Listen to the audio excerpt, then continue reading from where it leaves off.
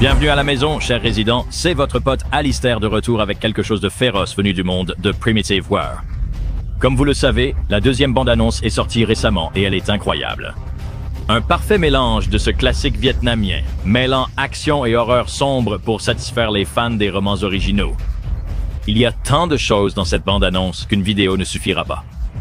Aujourd'hui, nous allons analyser tous les dinosaures terrifiants attendus dans le film. Certains d'entre eux que vous avez peut-être manqué dans cette bande-annonce au rythme effréné. Mais il y a aussi un problème assez important qui fait paniquer les fans en ligne. Et cela change tout ce que les fans des livres originaux attendaient. Décomposons cela, bienvenue à Dangerville. Godzilla vous invite à vous abonner pour découvrir tout notre contenu à venir sur les dinosaures et les kaiju. Oui, y compris les 70% d'entre vous qui ne le sont pas, parce que...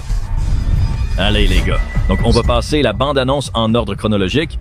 On discutera de tout ce qui est montré en premier, mais restez jusqu'à la fin pour l'analyse de votre dinosaure préféré. Tout d'abord, à l'arrière-plan, on voit la silhouette inquiétante d'une sorte de raptor. Maintenant, d'après la forme, il ne peut s'agir que du Utahraptor. Plus tard dans la bande-annonce, on voit deux des soldats examiner de plus près l'une des plumes, et cette chose est énorme. On peut dire que c'est le dinosaure le plus reconnaissable dans Primitive War. Cyclope, un Utahraptor nommé pour le couteau dans l'un de ses yeux, est le principal antagoniste qui les poursuit tout le film. Les Utahraptors sont énormes et terrifiants, et font même paraître les raptors de Jurassic Park minuscules en comparaison. Chassant la nuit, ces terroristes feront sans doute planer un cauchemar sur les protagonistes du film. Puis viendra le roi tyran, le Tyrannosaurus Rex. Aussi imposant que jamais, et il n'y a pas qu'un seul Rex, il y en a deux, un mâle et une femelle. Ces bêtes massives vont provoquer des scènes de carnage absolu, comme on peut le voir à plusieurs moments dans cette bande-annonce. Comme ce pauvre gars qui se fait littéralement pulvériser. Petite anecdote, c'est une reconstitution d'une scène de ce roman graphique. On le voit aussi assez détendu lorsque les soldats passent à côté, ce qui montre que ce n'est pas uniquement un monstre assoiffé de sang. C'est peut-être là le nid du Rex qu'il protège ses petits. Espérons qu'ils évitent le conflit et n'énervent pas la créature. Nous avons ensuite un autre dromaeosaure, ce raptor étant plus petit que l'Utahraptor évoqué plus tôt. Voici Deinonychus, le dinosaure sur lequel les raptors de Jurassic Park étaient basés. Maintenant, ceux-ci semblent en fait assez précis. Leurs plumes paraissent réalistes et leur taille correspond exactement aux archives fossiles. Ce design me rappelle les animatroniques du musée d'histoire naturelle de mon enfance. Mais même s'ils sont plus petits que l'Utahraptor, ils ne sont pas moins dangereux et submergeront leur proie en grand nombre, déchirant leur chair avec leurs griffes acérées. Mais malgré le fait que Primitive War regorge de créatures mortelles, il y a aussi quelques géants doux, comme l'Apatosaure, ce sauropode au long cou du Jurassique supérieur. Vous pourriez penser que cela ressemble au design de Jurassic World, mais nous y reviendrons plus tard. Ensuite, nous en avons un qui sera probablement l'un des préférés de certains d'entre vous, introduit dans Dominion, puis ayant un rôle majeur dans Rebirth, le Quetzalcoatlus. Ce ptérosaure géant du Crétacé supérieur avait une envergure comparable à celle d'un F-16. Dans la bande-annonce, on voit ces nuisibles voler et éliminer l'équipe un à un, mais ils cherchent sans doute des proies plus grandes. Ils semblent aussi semer le chaos parmi les hélicoptères, les empêchant de fuir facilement. C'est en fait l'une des scènes les plus brutales du livre, car ils traquent les soldats dans les hautes herbes. Donc, espérons que cela sera à la hauteur. Maintenant, à l'arrière-plan, on voit un troupeau de Myasaura avancer aux côtés des soldats, ainsi que quelques Corythosaurus, reconnaissables à la crête sur leur tête. Ils semblent s'occuper de leurs propres affaires. On voit aussi un groupe d'entre eux boire de l'eau près du lac, aux côtés de divers autres herbivores. Mais une menace bien plus mortelle rôde sous l'eau. Et nous y reviendrons plus tard. Maintenant, nous avons peut-être l'un de vos dinosaures préférés, l'herbivore, mais pas forcément le gentil géant, le Triceratops. Avec ses 3 cornes, sa grande collerette et son poids massif, ces animaux ne sont pas à prendre à la légère. Pendant cette scène, leur ruée cause un certain chaos chez les soldats. Revenons à la rivière, où divers herbivores se reposent. Vous avez Myasaura, Triceratops, Apatosaurus, mais aussi un petit malin que vous avez peut-être raté, c'est l'Amargasaurus, un genre de sauropode du Crétacé inférieur, reconnaissable à sa grande collerette que vous pouvez également voir dans la version Primitive War.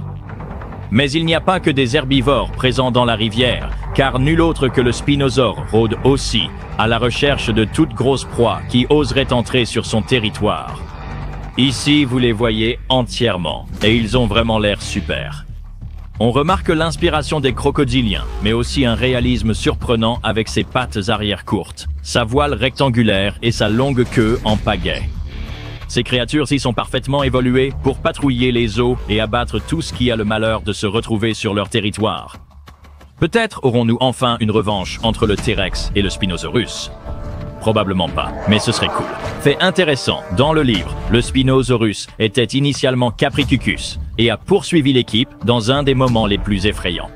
Mais cela a été changé dans le film pour mettre le Spinosaurus en avant. J'aime le Spino, mais on aurait pu avoir les deux, mais c'est une question de budget.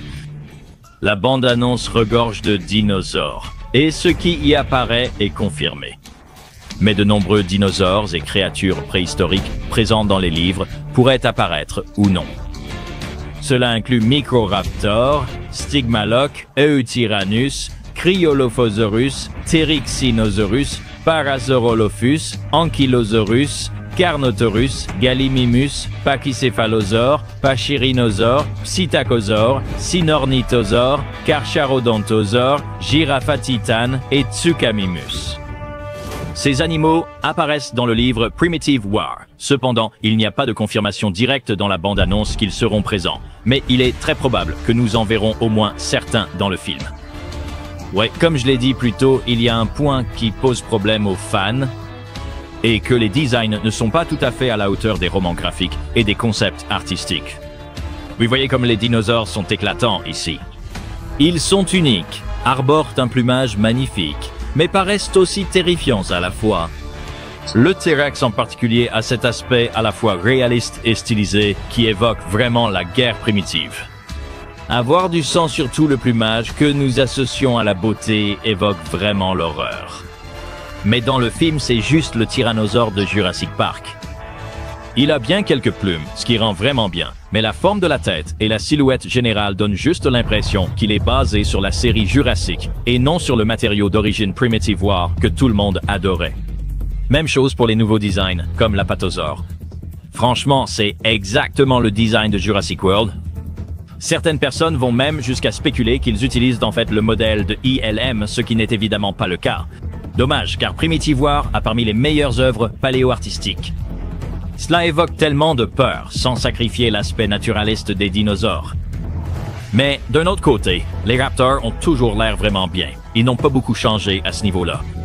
Il est simplement intéressant de souligner les changements de design évidents concernant le T-Rex et certains autres, pour les faire ressembler davantage à ce que le grand public pense qu'un Tyrannosaurus devrait être, c'est-à-dire évidemment le T-Rex de Jurassic Park.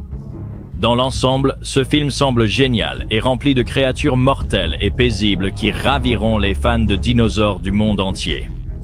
Des favoris des fans comme le Spinosaure, le Tyrannosaure et l'Utahraptor, jusqu'au moins connu comme l'Amargasaurus, Primitive War semble tout avoir.